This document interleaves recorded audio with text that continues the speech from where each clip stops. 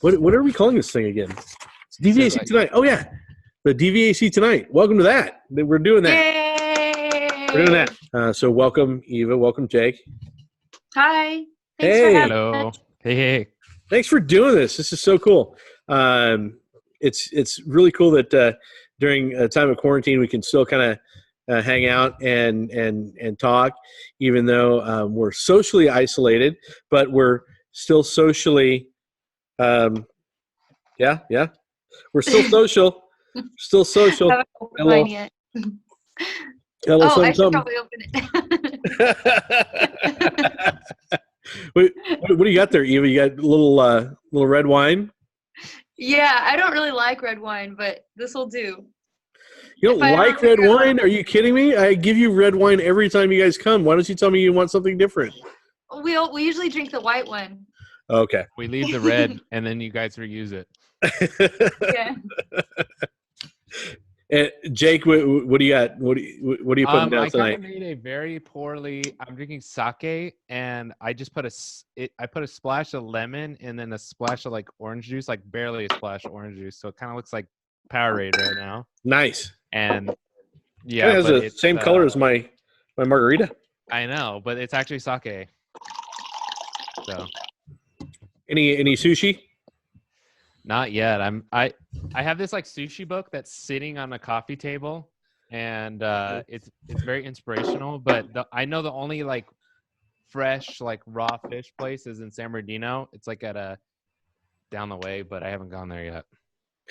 Speaking of sushi, I was gonna make sushi today. Not sushi, but poke today. But the thing is, I don't have actual fish. I have canned fish. Ooh, and no. This is so depressing. I know it's really depressing, but I'm going to try really hard. It's canned fish from IKEA, though, so it's going to be Swedish sushi. it's like mackerel or something, or yeah. Oh, mercy. The mackerel in that sauce that they have. It's in that lingonberry sauce that they have at IKEA. It's actually pretty good. It'll be an interesting pokey.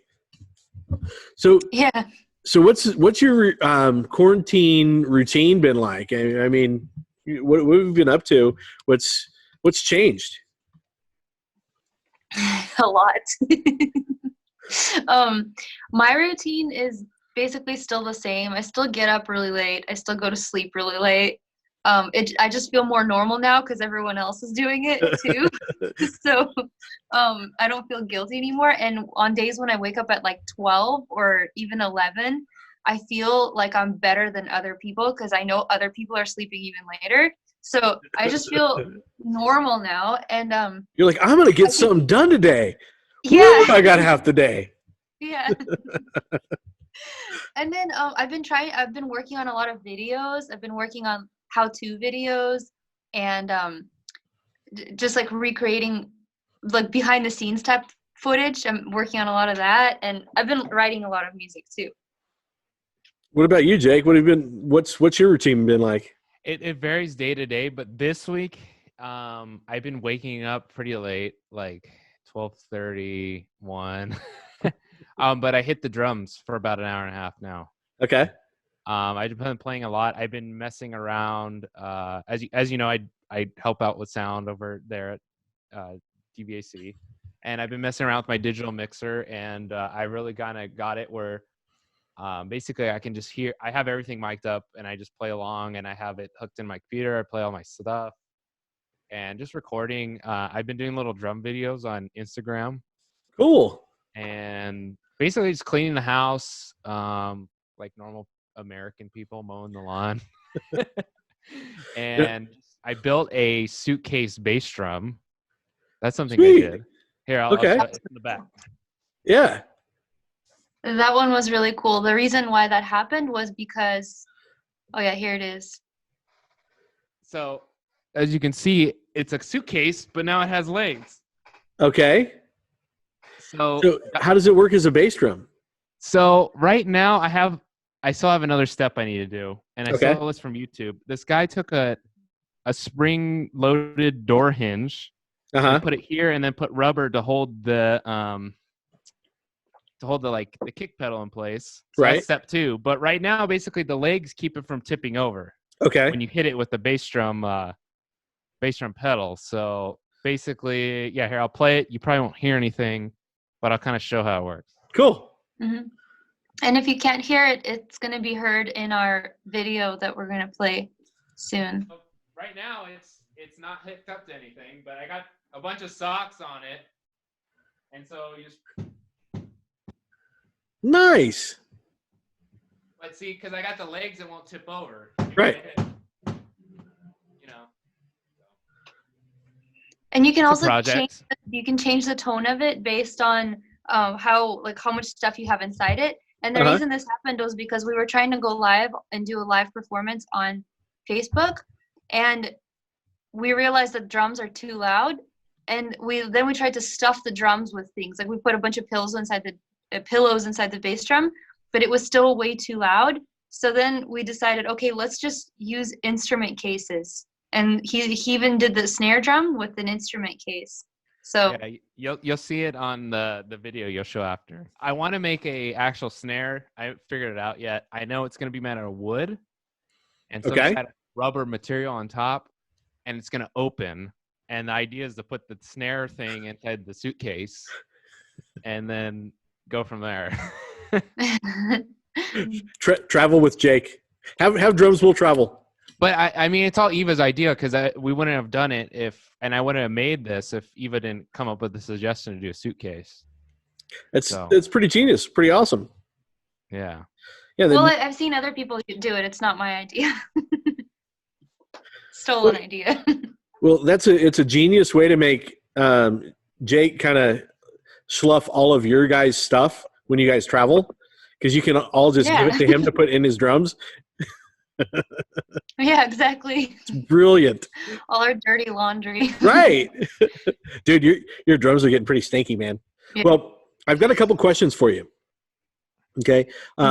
Mark Chris G asked, what influenced your style of music? I think I've always been drawn to songs that have a really strong, catchy melody. So I have different influences. Like my influences can be anything from 80s music to nowadays music to 1920s music. As long as something has like this nostalgic melody to it, then it kind of speaks to me, and that's how I like to write also. But I think more than anything, I really have always loved the Beatles, and I've always loved like old Russian folk music called Russian romances, and just like that old nostalgic music, and it influences me a lot, and it makes me sad, and then I want to write things similar to it. Yeah, I think Country Ghoul asked, do you like Russian folk music? And it's got to be kind of an obvious. Yeah. It's part, like people from Russia, I feel like it's in their blood. That depressing old music is in their blood. It's just like, it's called the Russian dusha, Ruskaya dusha, like Russian spirit. But it's in me, I feel like. Because for the cold, gray weather. Yeah. So what musician would you most like to have a drink with? Living or dead? Living or dead? Okay. I think Paul McCartney. Why? I've always liked his songwriting, and he's my favorite Beatle, and I think the Beatles are they're very they'll live forever almost, kind of, because they're the Beatles, and I would love the writing's timeless. It's absolutely timeless. Yeah. And it's just like the music came from another world, it seems like to me. And I've always just wanted to get a chance to also sing with Paul McCartney, because when he sings his songs, I try to harmonize like a little bit above him, and I like how it sounds, and I want to one day be able to sing with him. So we should probably put a shout out to Paul to, hey, get in touch and put your info down there. And yeah. Yeah. What about you, Jake? What? I mean, it's easy. You already know it's coming. Neil Peart. I mean, like, just sitting down with him and just, I know he's like a wine drinker, or he passed away, but used to be a wine drinker. And I think just like having some wine with him would just like, and talking about like drumming and how to approach drumming, because he had this like weird thing about him where he kind of was like kind of melodic on the drums. Like he did a lot of fills, but the fills just like sort of worked and made what Rush music was. So just like his idea of drumming, and like he had this like kind of psyche about drumming and stuff, and like if he needed to be simple in a song, he was simple. I mean, that's very far in between, especially in like the 80s stuff, early 70s stuff. But later on, in like the 90s, 2000s stuff, he was like very complex. So, I mean, that's just like a straightforward answer. Just talking about drumming. And also, I think he also had this mentality where like it was like drumming was like he just had a weird idea about drumming. I don't know how to explain it, but I think just talking about drums and also talking about life with him, because he also like loved biking and going motorcycle riding and just like enjoying life. I think he's like was a very like interesting dude. Just kind of a Renaissance type of a guy. Yeah, and very introverted at the same time. So we mentioned briefly that the video we're going to play. We're going to play "The Sea Will Return You," and tell us a little bit about that video before we play it. So this video, it's just Jake and I, and this is "The Sea Will Return You" during quarantine, and we're gonna play it in Jake's room. And this video, there's actually a music video out for it right now, and we filmed it over like a period of I think almost 6-7 months, and it was in the winter time and we were freezing and cold, but this song we kind of just stripped it down and it's just Jake and I playing it. So we'll play "The Sea Will Return You" quarantine style. Yeah. And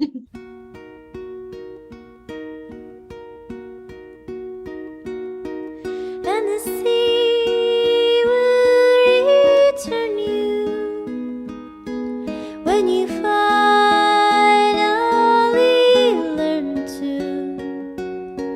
hear the ocean of words falling from the sadness you do.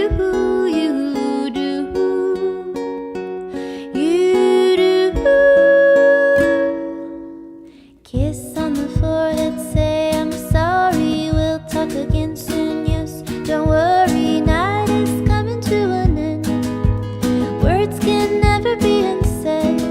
Would you get some sleep? See you tomorrow. No, stay the night. Don't wanna be a bother. The moon is traveling away. Morning came without a say.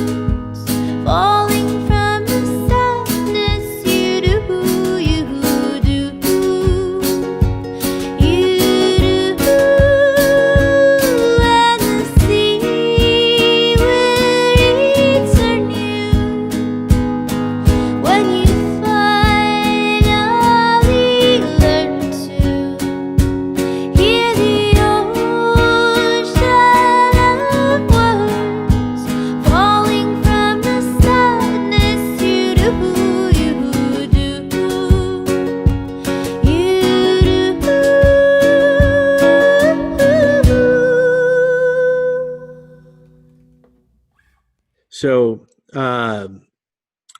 Dr. What is it? AJR PhD asks, what inspires your songs? I think mostly what inspires my songs or the way they come out is that there's a lot of feelings inside me that I can't really explain with normal human words. And so it's always been like that even since I was little. I can't explain a certain feeling, and then it just like comes out in a song or like in a poem or maybe in a drawing or something. And I just like different hidden things in people and situations and connections and stuff like that. And I think that's what inspires my songs most is things that aren't said, things that cannot be said. So do you typically write the lyrics first, and those come, and you'll write the music around it, or do you find sometimes that you'll do the music first and find a poem or a lyric that fits with that music that you want to match? I think usually they come at the same time. Like the lyrics will kind of come with the melody because the majority of the time I hear the melody first, and then like I'll hear a certain word in there, and then I'll kind of hear the vowel where it's going or like where the sentence is going, and then I try to record it really quickly, and then I'll come back and work on it and actually add real meaningful lyrics or something that will make sense to people. But most of the time it's like the music and the lyrics kind of come at the same time usually, just like the idea of it. Right. So your performance style, you tend to tell a lot of stories during your live performances. Do you find that your ability to tell a story in your songs flow over to your live performances? I think maybe somewhere, yes, but at the same time, I think the reason I started telling a lot of stories when we do live performances is because I get really nervous when we're performing. And I think when I talk to the audience and tell stories, I feel like I'm just talking to family or friends, or just, it just makes it a lot more intimate and natural. And that's what helps my anxiety. If I didn't get a chance to talk at all, I'd probably be shaking the whole time. It's just a lot scarier. Well, it seems like when you're on stage, the stories come so naturally, and those kind of meld back into the music itself too, because a lot of your lyrics and your music tells a story as well. So I think you're just a natural storyteller in general.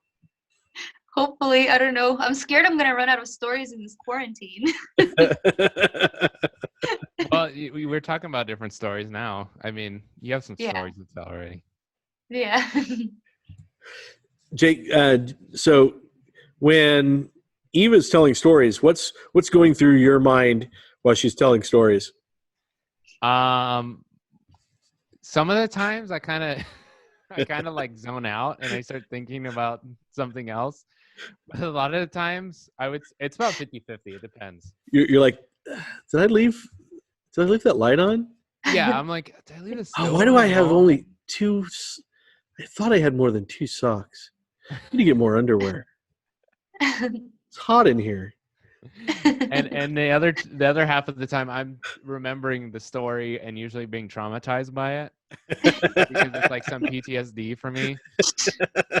Like a lot of times when she tells the story of the Uncle Eddie's nephew, I'm pretty traumatized because I barely was in the band. I'm thinking about like that night going out on the boat and me and Al just like not being down with it.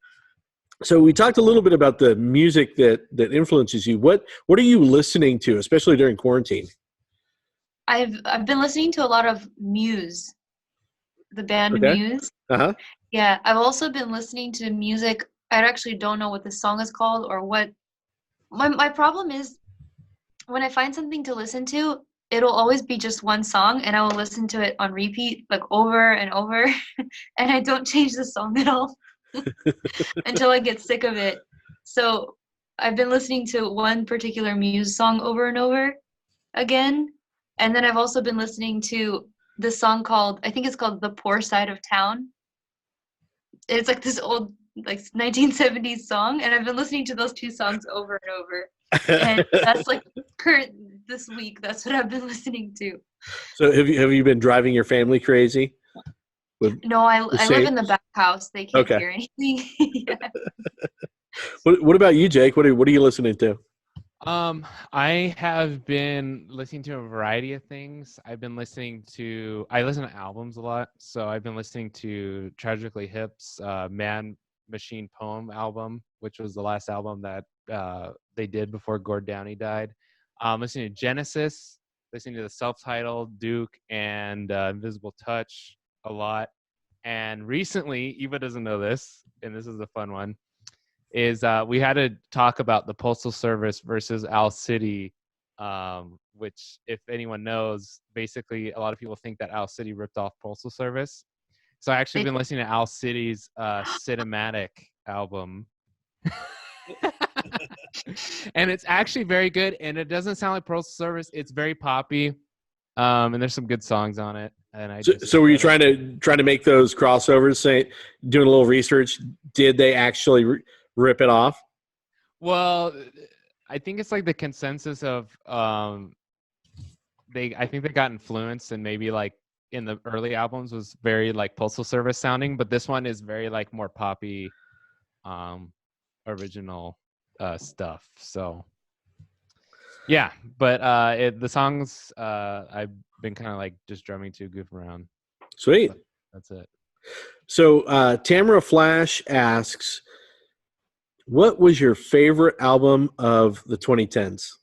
Okay, that's easy. Angels and Airways of Love Part 1 that came out that year. Very like space rock, very emotional. If anyone likes sort of like pop synth rock, it's like very solid. That's probably my favorite. And I'm not sure, there was a Kings Leon album that maybe came out that year. I'm not Probably somewhere sure. right around that time. Yeah, because they had that one album come out that something about the night, and then they had Come Down. I don't know, but that one's pretty great. But I would just say 2010. That's easy. Angels and Airways, Love Part 1. Eva, what about you? The one that I can think of off the top of my head is this album called Riptide by Beirut. And I really like every single song on that album. But 2010 is also the year that I started the band. I did start the band in 2011. And it's weird because when I started the band, I kind of stopped listening to music. I remember I used to listen to music all the time. And once I started the band, I stopped listening to music. It might also be because my car didn't have a way to listen to music, and I kind of just stopped. So I'm not very aware of albums that came out in 2010. Like I'm one of those people where I like, if I hear a song, I'll like it and I'll listen to it, but I'm not like an album person unless it's the Beatles or something old. Does the internet, you feel, have a positive or negative effect on music? I think the internet, I think both. I think it has a negative effect on music when it comes to commercial internet, because I think a lot of people, they don't actually listen, they just hear. And if you just throw something in their ears, they'll start accepting it. And I think whatever they get used to hearing, that's what they'll want to keep hearing. And because of that, they don't want to discover things. Right. So that's why I think has a negative effect.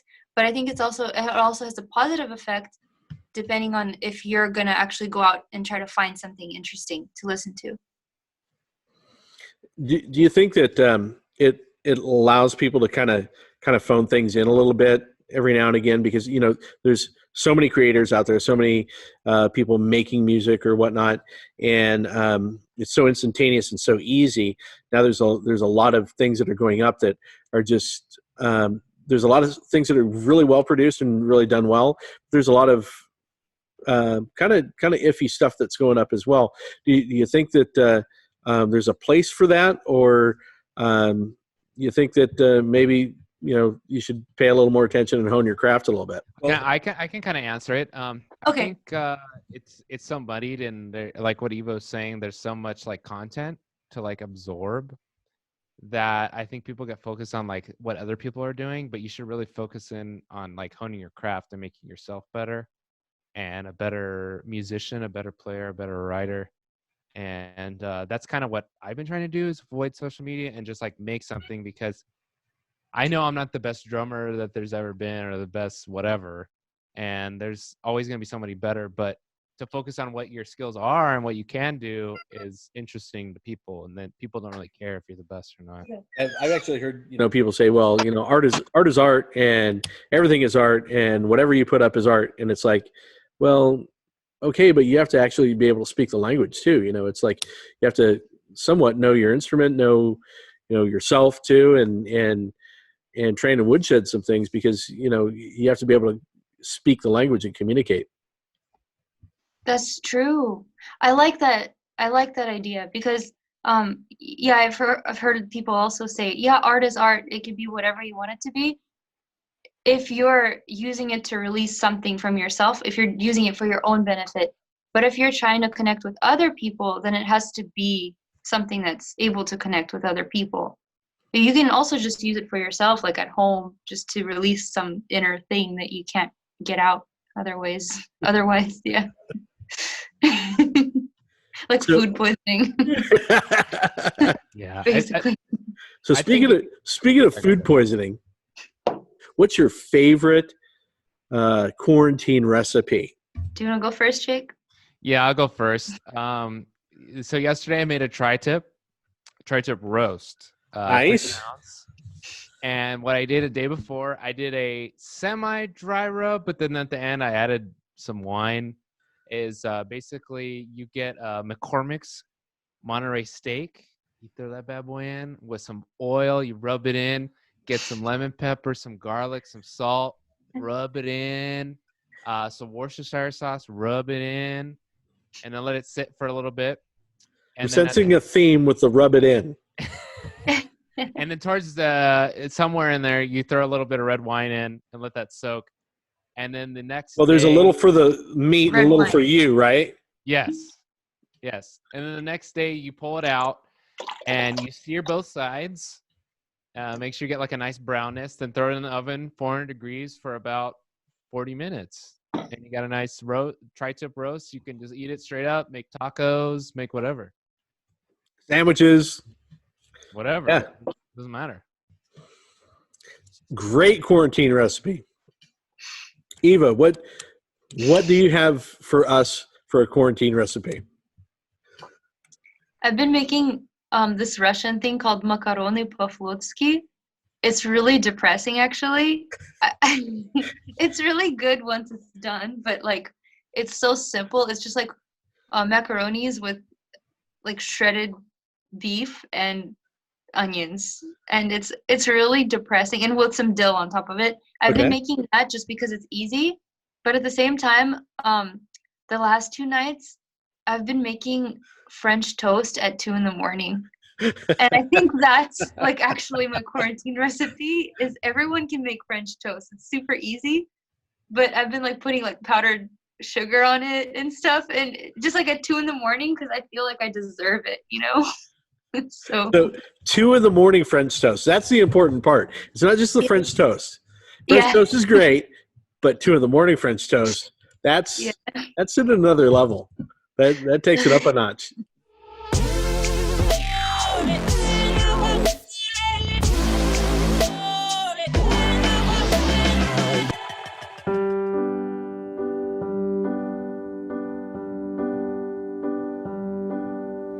Tell your son he's the one.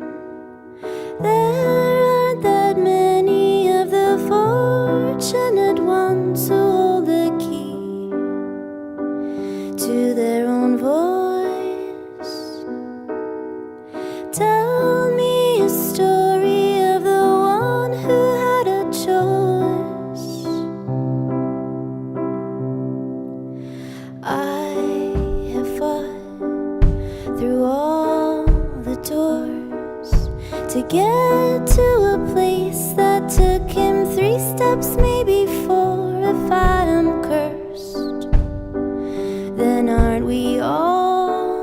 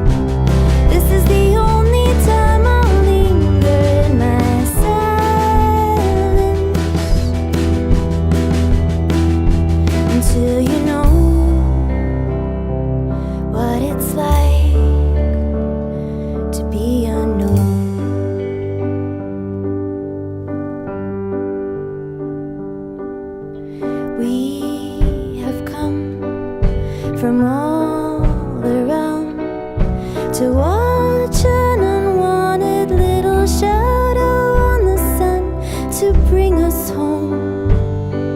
Do we belong, or are we the silent creatures roaming on our own? How I envy how you sleep, and I envy all your peace. How I wish I had something that would make me feel complete. I don't like how you say please, 'cause you can still take everything, even though I have nothing that you'd ever want from me. In this home I'm living in this home I'm living in.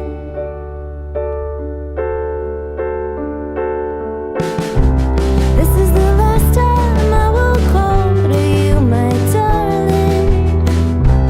This is the last time I will speak to you at all. This is the only time I'll linger in my silence until you know what it's like. 'Cause I have envied how you speak, even envied how you weep. So loud, so proud, but no one ever hears me. And I don't like how you say please, 'cause you can still take everything, even though I have nothing that you'd ever want from me. In this heart living in me, in this heart living in me.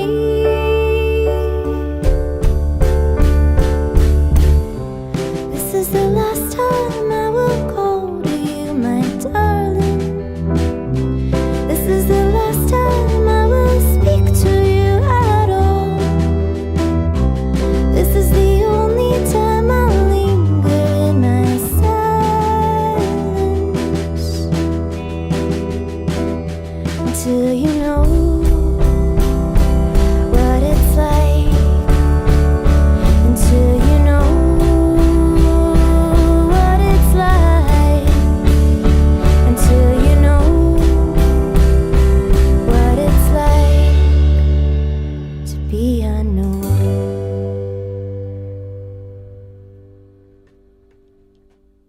Eva and the Vagabond Tales.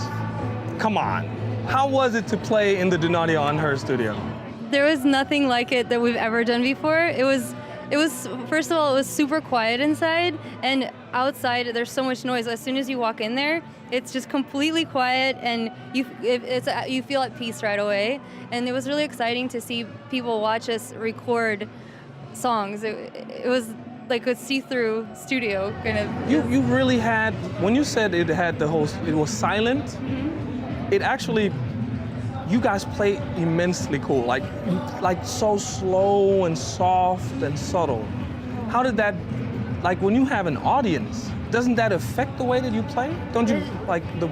That's another thing, because when we play shows, usually we have to be very upbeat. We have to get the audience interaction, and we really love doing that. We love including the audience in it. So this was very different for us because we were able to play some of our slower songs, and we were almost not prepared, but we got to play some of our slower songs, and people got to actually hear every little thing that was coming out of the speakers, and it was really cool. So how was your general experience of coming here and trying something totally different? It was so exciting because we love trying new things. That's what our whole band is about. We've done all kinds of things. We've played on boats, and we've played in forests and all kinds of different places. So this was something really cool. We'll never forget it. Wow, we really appreciate having you guys. We really appreciate that you guys had us here. Thank you so much. We're going to close everything off with one of Eva's famous stories.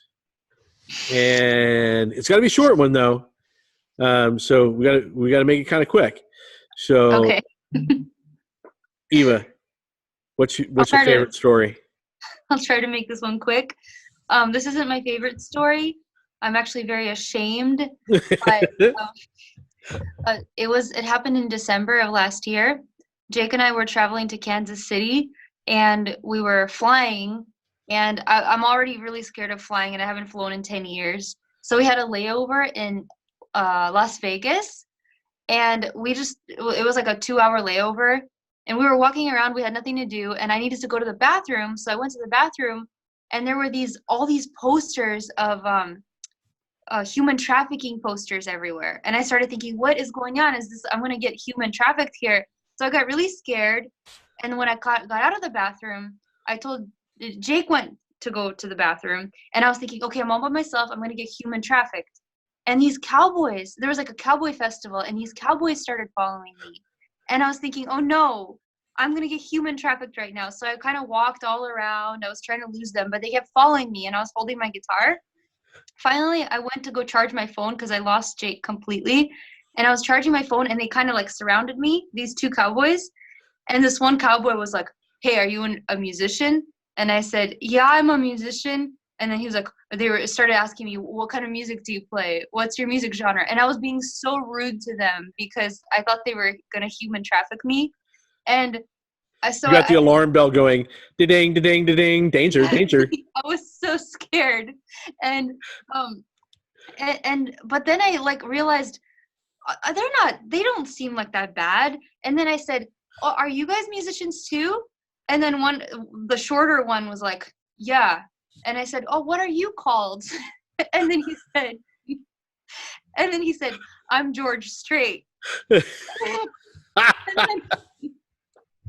then I said, oh, because it sounded familiar, but I was so confused and like so scared. And I said, oh, that sounds familiar. And then his friend like kind of like hit him, and he was like, oh, she doesn't even know who you are, man. And then they kind of just like walked away.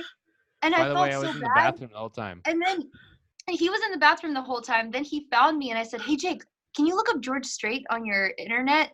And we looked at, and it was him, and he was doing a festival that day in Las Vegas. And I felt so bad. The little known George Strait. Yeah. I have heard that he's been known to dabble a time or two in human trafficking. So you were right to have those alarm bells going off. That was. See, Jake, if you would have been able to hold it, maybe this whole thing would have been different, and you guys could have been opening for George Strait. I don't know who George Strait was either until that moment. So you didn't know either. Okay. Oh my Lord, that is probably one of the best stories I've heard from you. Actually, that is fantastic. So hopefully George Strait sees this, because that'd be hilarious for him to go, I remember that chick. She was just really rude and just off-putting. Maybe now he'll be like, oh, got it. That's awesome. Yeah. That is so awesome. So to wrap everything up for our quarantine lockdown show, second show here at DVAC Tonight, what are some of the things that you want to tell our audience? What do you have going on? You got 20 seconds to tell them what you're got going on and what you're doing. We have you could get our album on Eva and the Vagabond Tales.com. You can follow us on YouTube. I'm going to be posting a lot more content on there. But I think most of all, I just want to let you guys know that right now we have free time to do whatever it is we've always wanted to do, clean out our closets, work on something new, find some new hobbies. I feel like it would be really good for everyone to do that. Also, we're And that's planning to do never mind. another quarantine show on the 21st. It's a Tuesday. Cool. You're going to have that available on YouTube, on Facebook? Simultaneously on Instagram and Facebook Live at the same time. Mm-hmm. Cool deal.